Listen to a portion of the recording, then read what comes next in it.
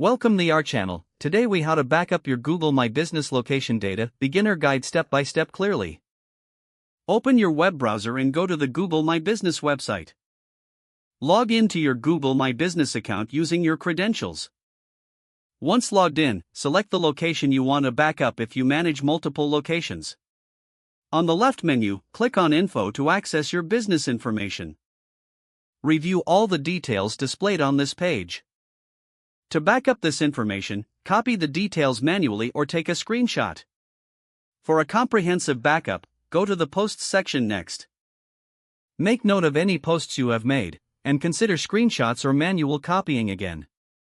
Next, navigate to the Reviews section. It's important to keep a record of customer reviews, so take screenshots of this area. Now, proceed to the Photos section. Download important images to your computer or device. Return to the left menu and click on Insights. This section shows performance data about your location. You may want to jot down significant statistics or take screenshots of these insights. For a full export of your data, utilize the Google Takeout service. Visit the Google Takeout website in a new tab.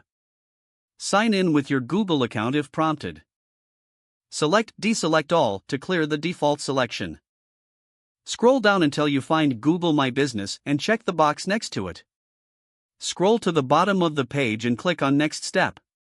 Choose your preferred export frequency and file type. Click on Create Export to start the process. You will receive an email notification once your data is ready for download. Follow the instructions in the email to download your backup files. Store these files securely on your computer or cloud storage.